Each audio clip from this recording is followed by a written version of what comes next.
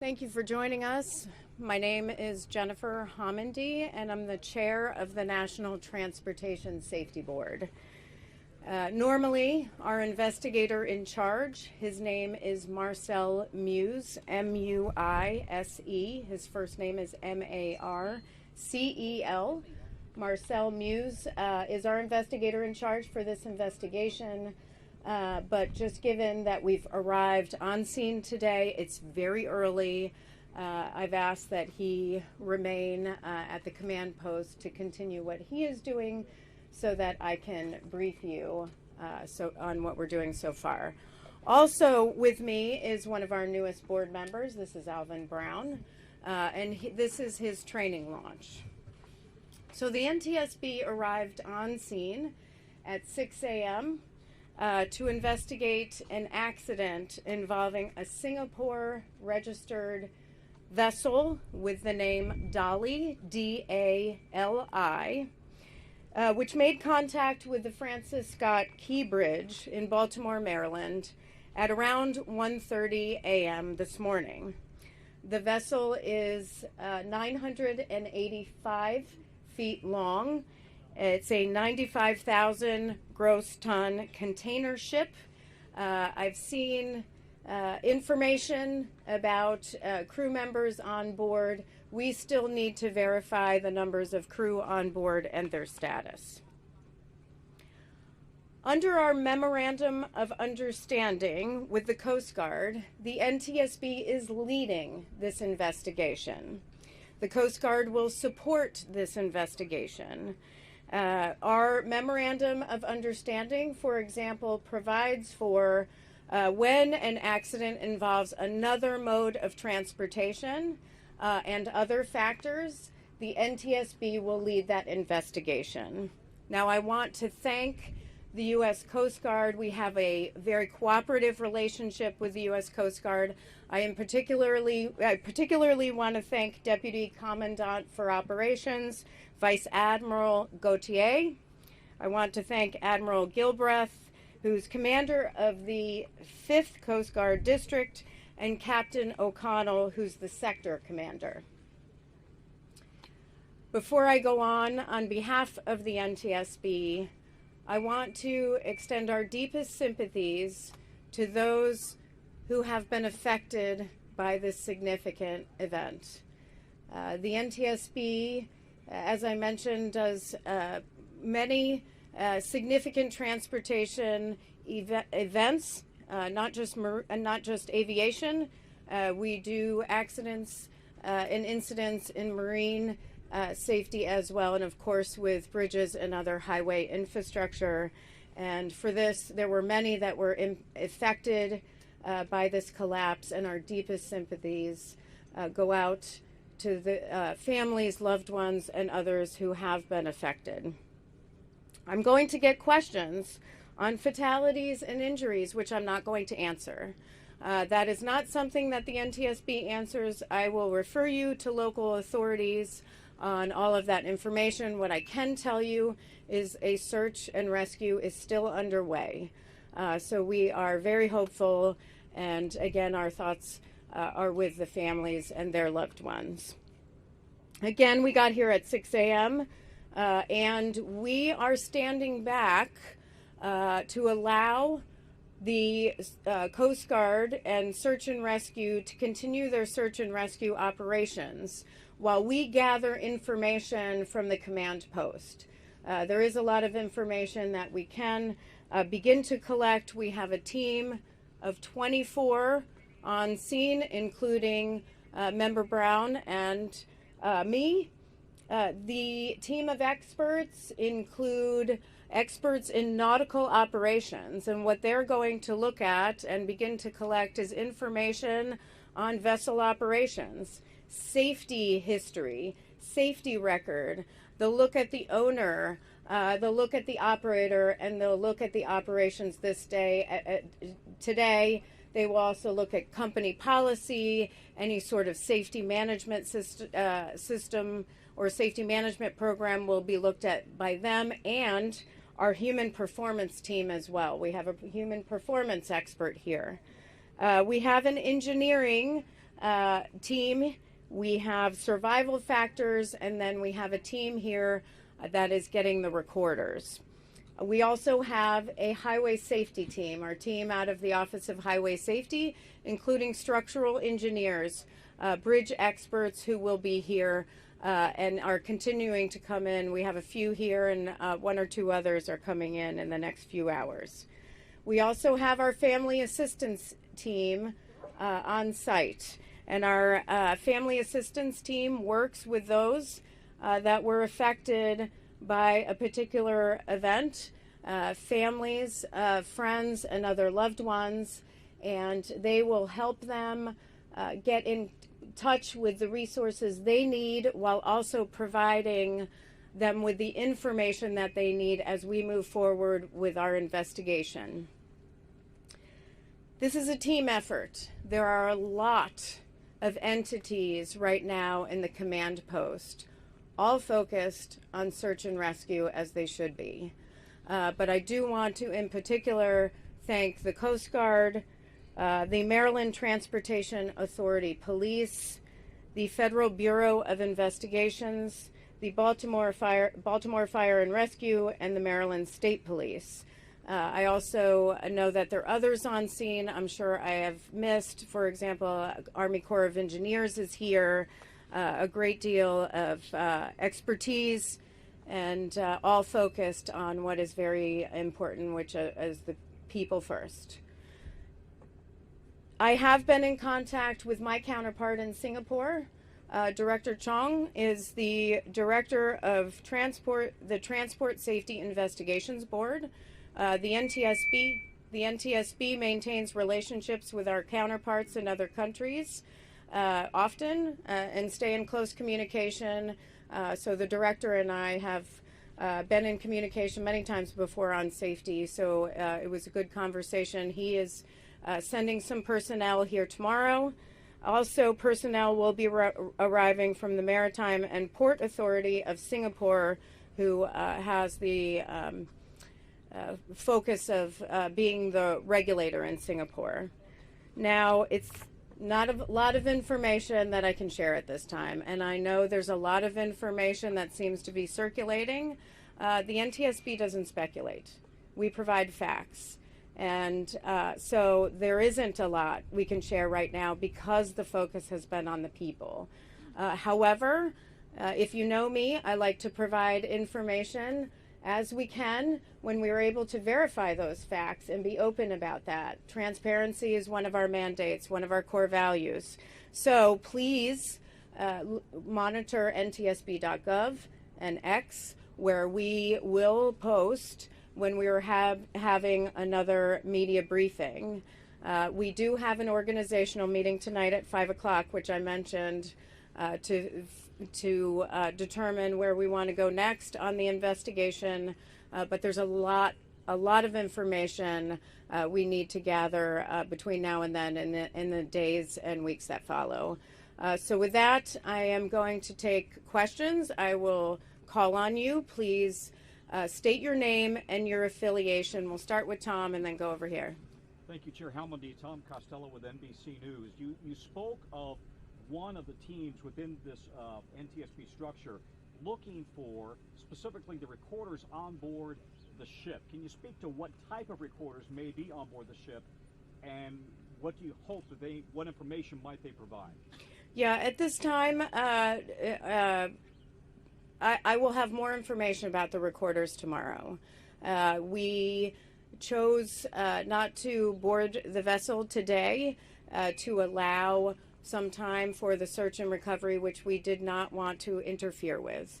That is the first and foremost. We do have some information, but we need to verify that information first before I provide that information, before I verify it. So we'll have that information tomorrow, or maybe later tonight if you want to check with me. Thank you. Yes.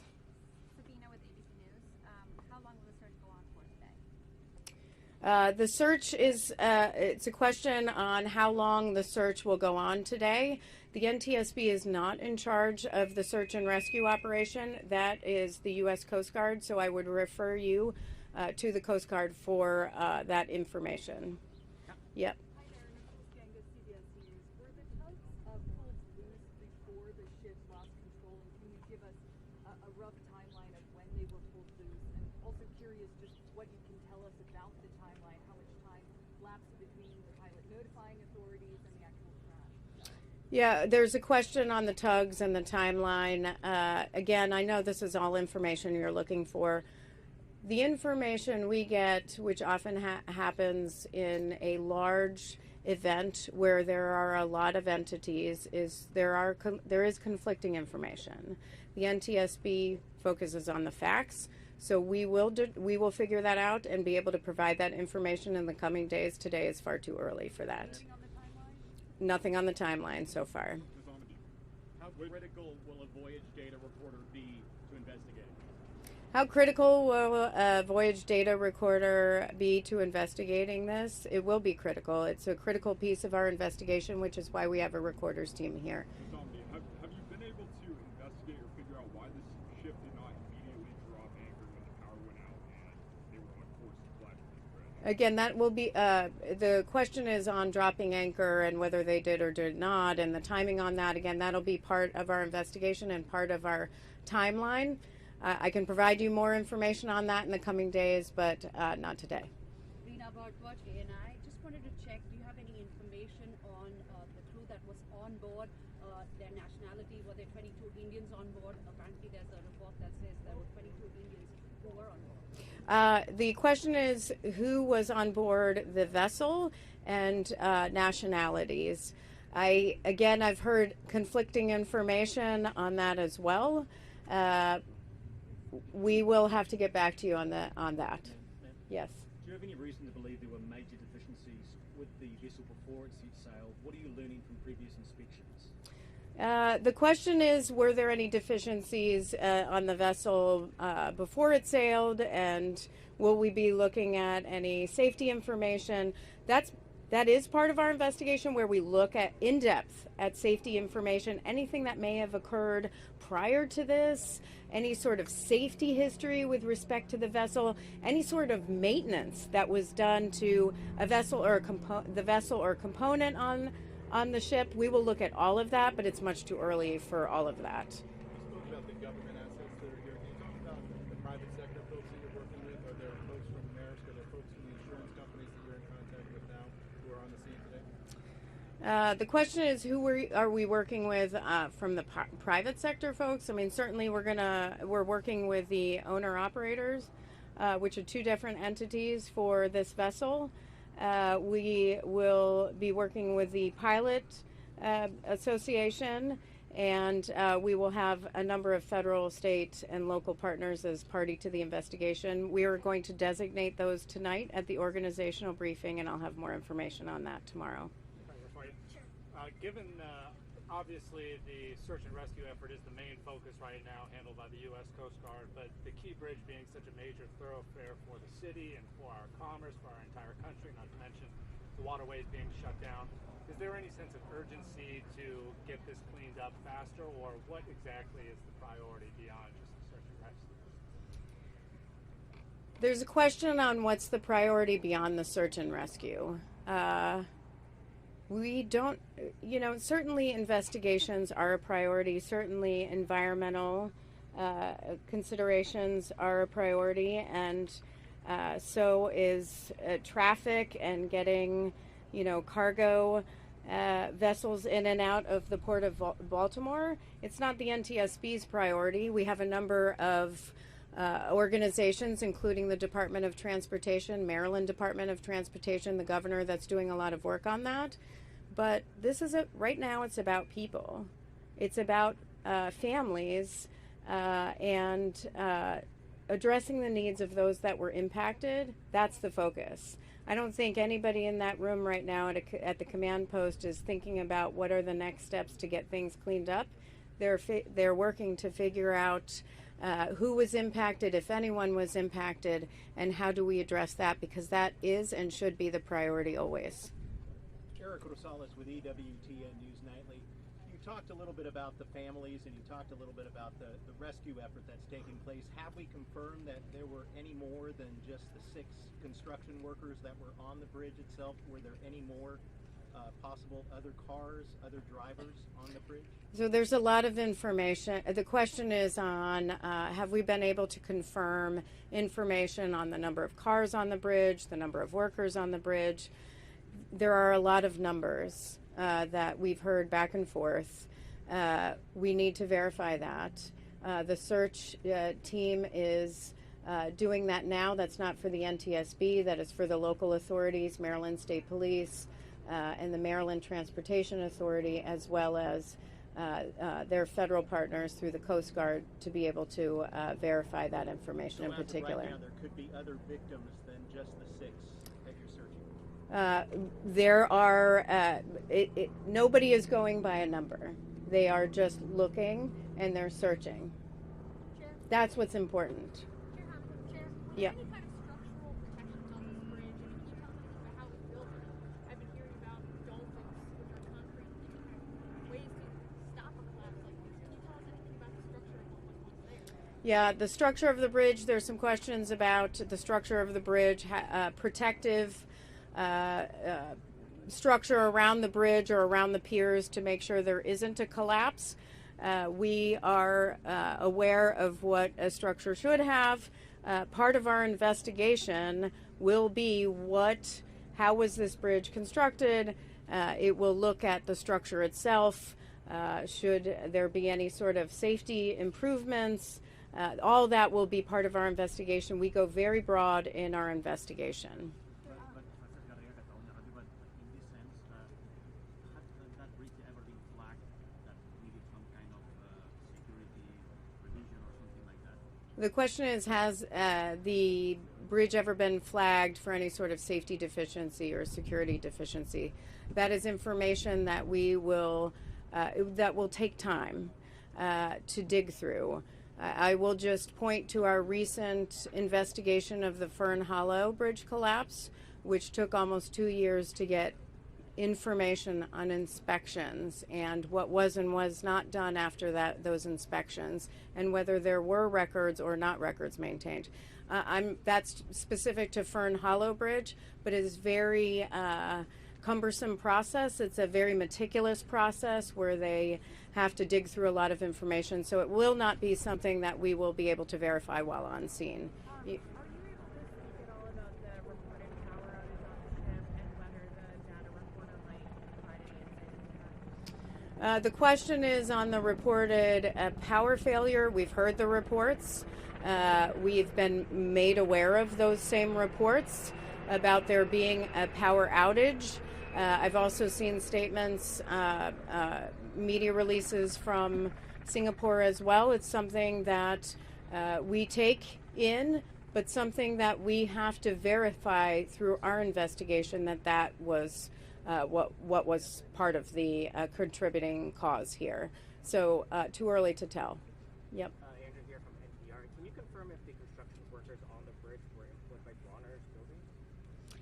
Can I confirm whether the construction workers on the bridge were employed by Bronner Builders Incorporated?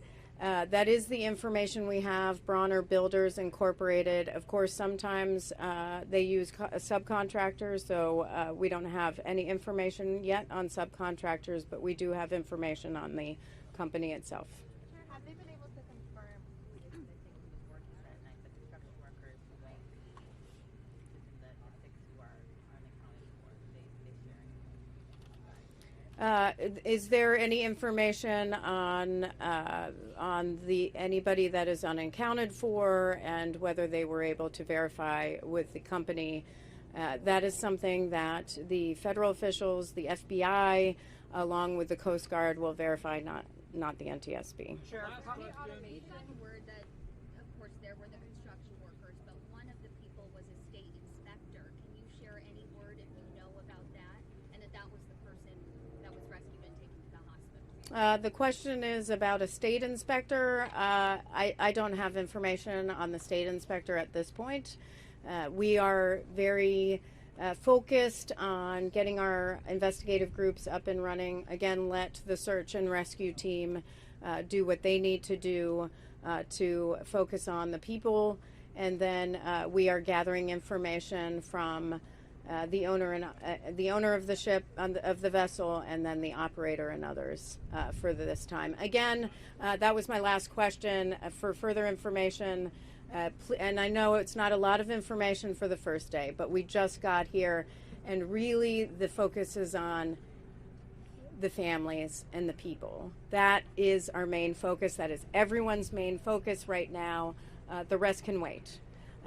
So please monitor ntsb.gov and our Twitter feed for the next briefing. Thank you.